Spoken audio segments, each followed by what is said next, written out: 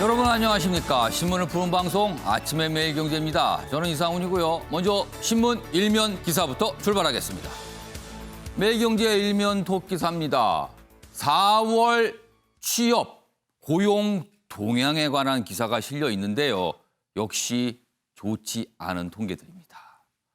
4월 취업자 47만 명 줄어들었습니다. 외환 위기 이후 최악입니다. 우리나라 경제 상황을 얘기할 때 대부분의 경우요, 외환 위기 때와 비교를 합니다. 그때가 최악이었거든요. 그러나 지금은 그 이상으로 더 나빠질 수 있다는 징후들이 나타나고 있습니다. 통계청 4월 고용 동향 공개됐는데요. 구직 포기자는 83만 명이 늘었습니다. 아예 일자리 찾는 걸 포기한 겁니다. 더 심각할 수 있습니다. 사실상의 실업으로 볼 수 있는 일시 휴직자도 2달 연속 100만 명을 넘겼습니다. 악화되고 있습니다. 다음은 국민일보 보겠습니다. 학원 제자도 그리고 첫돌 조카도 감염됐습니다. N차 감염 속수무책이다. 2차, 3차 가고 있는 겁니다. 시작은요, 이태원 클럽입니다. 이태원 확진 120명 중 미성년자 11명입니다. 그리고요, 학원 강사 무직이라고 처음에 얘기했습니다. 방역당국 혼선이 있었습니다. 제대로 찾지 못한 겁니다. 고발 위기에 처해 있고요. 방대본 1차 감염자 조기 발견에 총력을 기울이고 있습니다. 그러나 이미 늦은 게 아닌가 이런 걱정 나오고 있습니다. 이번엔 중앙일보 보겠습니다. 시진핑 중국 국가주석과 문재인 대통령 어제 전화 통화를 했습니다. 이렇게 얘기합니다. 올해 방한 굳은 의지 있다. 그러나 지금 코로나19 이후에 모든 것이 멈춰버렸죠. 지금요. 그러나 방한의 뜻은 다시 한번 밝혔습니다.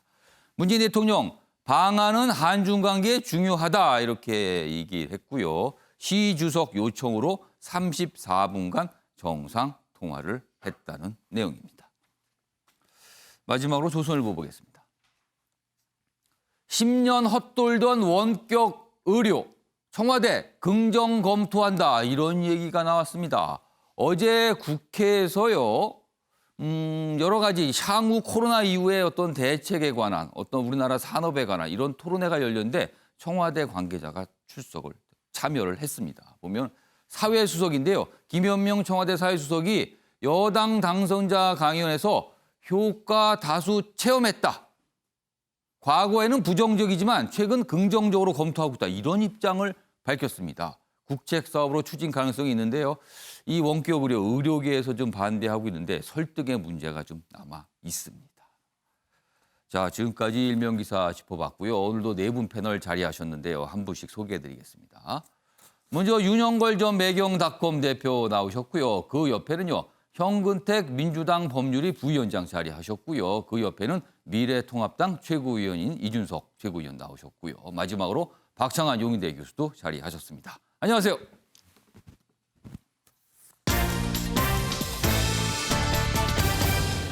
오늘 주요 내용을 정리했습니다. 아침을 여는 키워드 4가지입니다.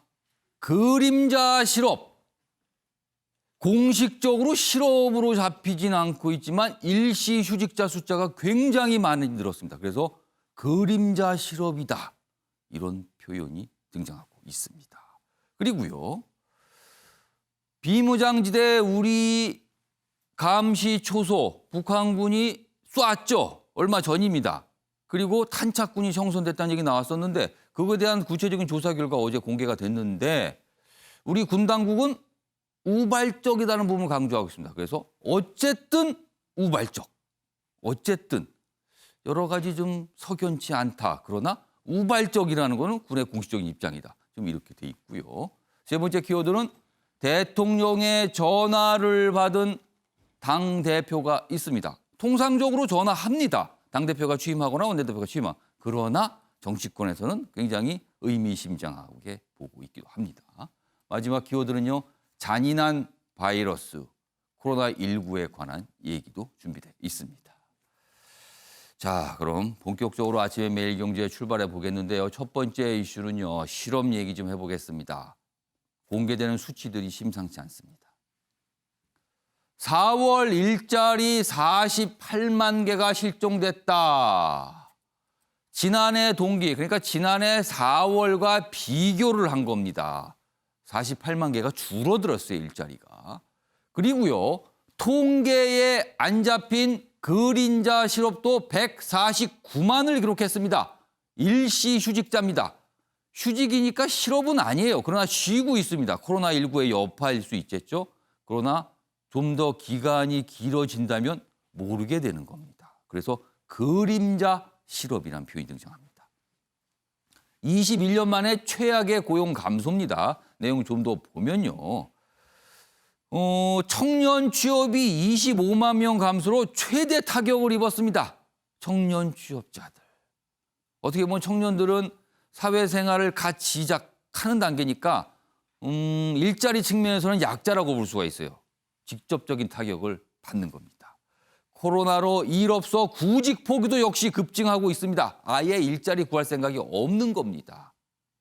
통계는 안 잡혀요, 실업으로요. 일시 휴직자 전년보다 113만 명이나 늘었습니다. 엄청납니다, 지금요. 이런 상황에서 지금 정부도 고민을 하고 있을 텐데 다음 기사 하나 더 보겠습니다. 취약계층부터 무너뜨린 잔인한 코로나 이렇게 돼 있습니다. 취약계층이니까 일자리와 관련된 취약계층, 임시직, 일용직 이런 분들일 수 있어요. 78만 명이 실업입니다. 고용보험 사각지대 계신 분들인데 최대 피해자가 됐습니다. 한국형 실업부조는 그러나 내년에 시행되니까 올해가 걱정이 된다는 거죠. 옆에 표 좀 보겠습니다. 그래프가 그려져 있는데요. 고용보험 적용을 못 받고 있는데 이번에 실직 쓰나미가 덮치신 직종들입니다. 이런 분들이죠. 지금 임시근로자 58만 명 이상 줄어들었고요. 일용직 근로자, 자영업자 굉장히 많이 줄어들었습니다. 취약계층이 더욱더 힘들었다. 힘든 상황이 오면 약하신 분들이 더 힘든다는 게 여실히 또 드러났습니다. 자, 그럼요. 먼저 관련 영상부터 확인해 보겠습니다. 취업자는 2,656만 2천 명으로 전년 동월 대비 47만 6천 명이 감소하였습니다. 감염 확산 방지를 위해서 모임 외출 자제 등의 지속이 있었고 관광객 유입 급감 등의 영향으로 숙박 음식점업이라든지 교육 서비스업 등을 중심으로 취업자가 감소했습니다. 자, 그럼 일자리와 관련해서 정부는 지금 어떻게 하고 있을까요? 그 기사도 준비했습니다. 화들짝 놀란 정부, 일자리 55만 개 이상 공급 속도 내겠다 했습니다.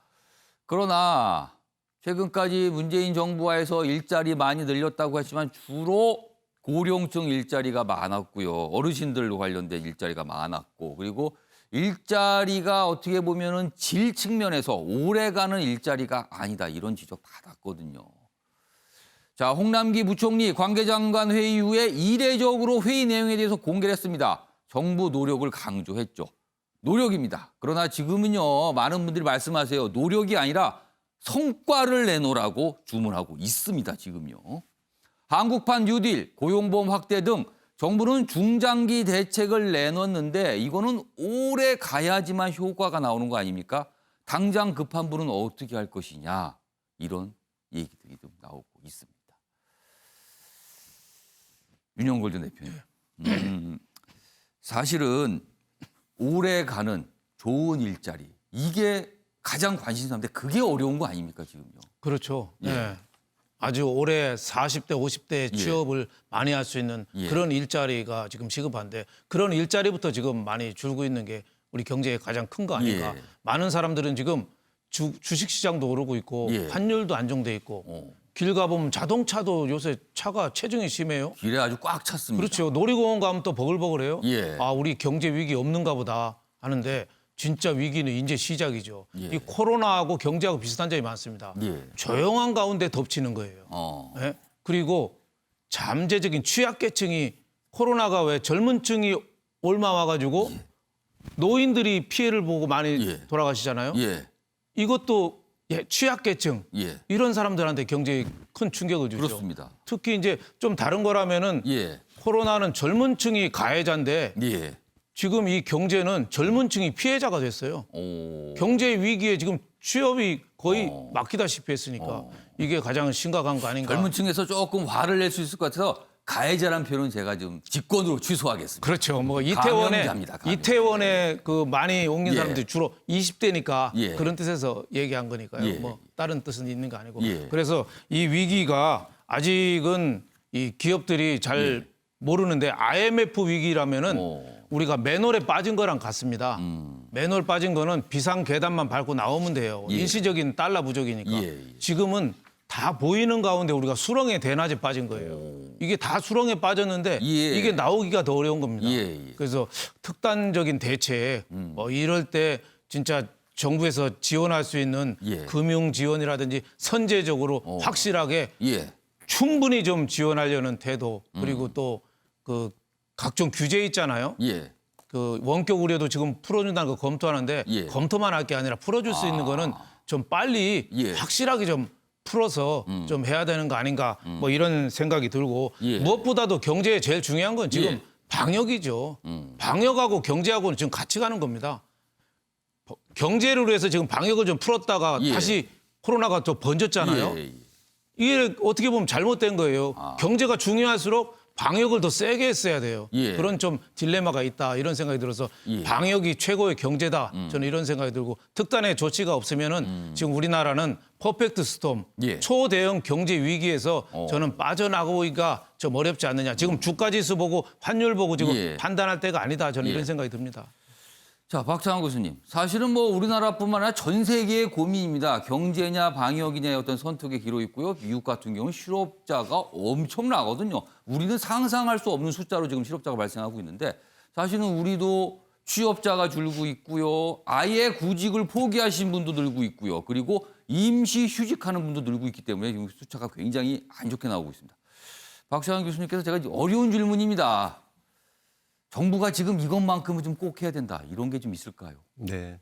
뭐 미국 같은 경우에 지금 실업자 예. 수가 3천만 명을 넘어서고 있습니다. 그러니까 이제 시작이다라고 봐야 되겠죠. 예. 코로나19라고 하는 게 중국에서 시작됐지만 예. 전 세계를 다 거쳐서 예. 한 바퀴 두 바퀴 돌아야지 결국은 끝날 수밖에 없는. 예. 그러니까 지금 백신이나 치료제가 개발되지 않은 상황에서는요. 예. 그러면 이게 기간이 어디까지 갈지 사실 모르는 일이고요. 그 사이에 경제 활동은 당연히 위축될 수밖에 없는 겁니다.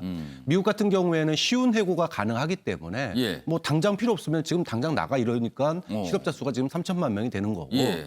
우리 같은 경우에는 쉬운 해고가 어렵기 때문에 예. 시간이 좀 걸리는 것뿐입니다. 자, 그렇게 본다면 이제 시작이다. 자, 그렇게 보면 그럼 이제 정부가 지금 무슨 뭐 양질의 좋은 일자리 이거 얘기할 단계는 아닌 것 같아요. 굉장히 좀 급한 상황. 그렇죠. 지금은 뭐 앞으로 쏟아져 나올 실업자 문제들을 갖다가 예. 해결하는 것도 사실은 굉장히 큰 과제가 될 거거든요. 좀 그런 점에서 한국형 뉴딜이라고 얘기했던 예. 방향과 그다음에 전 국민 고용보험 확대 이런 어떤 예. 제도적인 보완책을 준비한다라고 하는 거는 전 잘했다고 봅니다. 근데 문제는 예. 이게 시간이 걸린다라는 거죠. 예. 당장 우리는 월급이 지금 반으로 줄고 안 예. 들어오는 상황이 취약계층에서 지금 확산되고 있는데 이 앞으로 1년 뒤가 될지 2년 뒤가 될지 모르는 예. 비대면 뭐 그 디지털 분야의 예. 일자리 한국형 뉴딜이라고 그랬는데 예. 이거 준비하고 일자리 만들어지는데 시간이 굉장히 오래 걸리거든요. 예.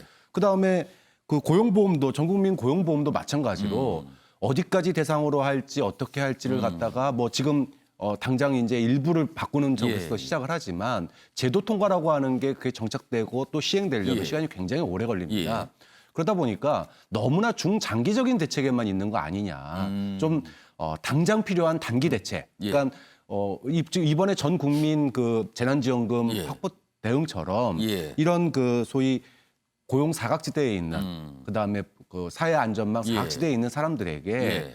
2차 추경, 3차 추경 앞으로 추경은 저는 뭐 불가피한 일이라고 예. 보거든요. 그런 취약계층 그다음에 아까 말씀하셨던 중소상인들을 위한 그런 지원 이런 부분들을 좀 더 집중적으로 다음 추경 때는 예. 대책들을 준비를 해야 되지 않을까. 그래서 좀 단기적인 대책들이 조금 더 예. 준비가 될 필요가 있다. 왜? 이제 실업은 시작일 예. 뿐이니까요.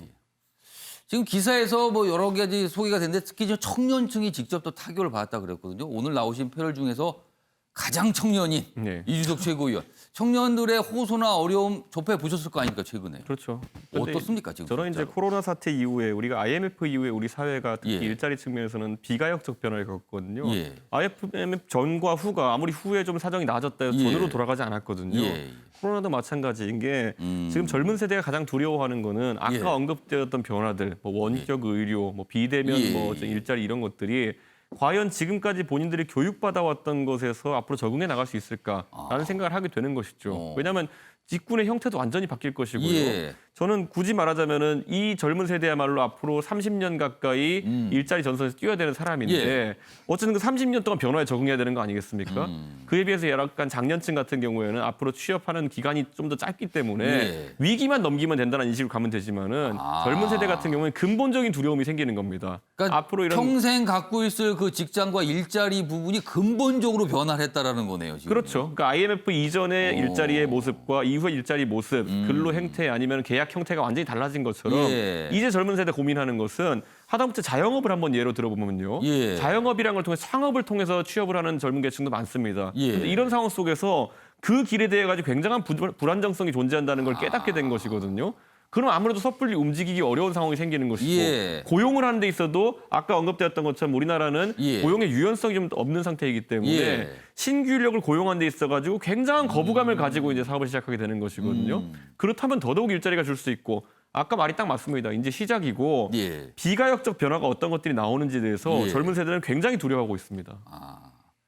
그러니까 한마디로 말하면 옛날 시절은 다시 오지 않는다는 거예요. 지금 우리가 익숙했던 그 시절이 앞으로 없을 수 있다는 겁니다. 지금 정우택 부위원장은 집권 여당에 몸담고 계시니까 네. 뭐 좀 뾰족한 생각을 좀 갖고 계신지 제가 질문을 하면서도 좀 난감하긴 합니다만 어떤 생각이신지 좀 듣고 이게 싶습니다. 정말 뭐 쉬운 문제가 아닙니다. 예. 지금 뭐 그 전에도 일자리가 굉장히 어렵고 안정적인 일자리, 특히 정규직 안정적인 일자리가 뭐 계속 줄어든다 이런 얘기가 있었는데 예. 코로나 이후로 더 힘든 상황인 것이죠. 그러니까 젊은 사람들 얘기하는데요. 뭐 저나 뭐 집사람도 이제 어쨌든 이렇게 조만한 이 사업체를 운영하는 입장에서 보면 예. 제일 어려운 문제가 이런 거예요. 그러니까 대부분이 이제 경험자를 원한다는 것이죠. 새로 왜냐하면 어려울수록 더 그렇습니다. 어려울수록 신규를 뽑기가 더 어려요. 그러니까 왜냐면 경력자 선호한다는 거네요. 그렇죠. 바로 일할 수 있는 기존에 사람. 제 주변에 있는 뭐 변호사님도 보면 이걸 늘리진 않거든요. 그러면 이제 새로 교육가 있어도 신규로 들어가기가 어려운 거예요. 왜냐하면 지금 당장 어찌 보면 현상 유지하는 게 어려운 중요한데 예. 늘리는 거 아니라 현상 유지할 때는 기본적으로 경험이 있거나 뭔가 해본 사람을 쓰게 됐거든요. 예. 같은 비용이어도. 예. 그렇다 그러면 새로 오시는 분들이 이거를 들어오기가 더 어려운 거예요. 대부분 청년이잖아요. 그렇죠. 청년이죠. 그래서 대부분 이제 인턴 제도라든지 이런 것들이 많이 쓰는데 그것도 사실은 좀 여유가 있을 때 씁니다. 왜냐하면 인턴도 쓸 때도 뭐 일도 좀 늘어나고 아니면 예. 뭔가 뭐 비용도 조금 지출할 수 있을 때 예. 정규직은 아니어도 임시로 좀 뽑는 건데 그것도 좀 쉽지 않은 상황이거든요. 그러니까 기존의 인원도 줄이는 상황이라서 예. 청년들 입장 굉장히 어려운 상황인데 그래도 저는 방법은 예. 지금 뭐 계속 이제 이렇게 임시 방편적이라 그러지만 예. 어쩔 수 없다. 예. 당장 일자리 늘린 게 아니면 이런 분들이 임시적으로 뭘 배우거나 아니면 뭐 기업이든지 아니면 예. 뭐 공공기관에 가서 뭔가 그래도 좀 6개월이든 1년이든 배우면서 뭔가 좀 익혀야 된다. 그래야만이 기회가 왔을 때 예. 새로 취업도 가능한 거기 때문에 저는 이게 임시적이라고 비판할 게 아니라 예. 그래도 청년들을 인턴이든 아니면 뭐 어떤 방식으로든지 간에 그 일자리를 어떤 일을 배울 수 있는 기회를 계속 만들어야 된다. 일단 일자리 시장에 발을 들여놓게는 해줘야 그렇죠. 된다는 저는 거예요. 그게 중요하다고 봅니다. 어떤 회사도 예. 마찬가지거든요. 그런 어떤 인턴십이 굳이 뭐 저는 아마 저도 뭐 예. 이렇게 로스쿨 출신 이제 인턴 이렇게 하고 그러면 예. 이게 서로 조금 불편해요. 왜냐 끝난 다음에 이 채용을 해줘야 되는데 안 해주면 좀 미안하기도 하고 기간이 끝난 공간 다음에. 없고. 그렇죠. 근데 그럴 때 조금 공적인 기관에서 뭐 비용 보전이라든지 아니면 이렇게 해줬으면 예. 하는 바람들이 서로 있는 것 같아요. 그거를 그러니까 민간에 맡겨놓지 말고 인턴십도 조금 국가에서 지원해주고 예, 기업에서 예. 좀 부담하는 식으로 해서 조금 그 경험을 할 수 있는 기회들을 자꾸 만들어냈으면 좋겠습니다. 알겠습니다. 오늘 뭐 괜찮은 아이디어 같은 걸 좀 제시해 주신 것 같아요. 일단 청년들이 뭔가 일자리 시장에 발은 들여놓게 해줘야 되는 거 아니냐. 뭔가 뭐 이런 좀 제안을 좀 해 주셨습니다.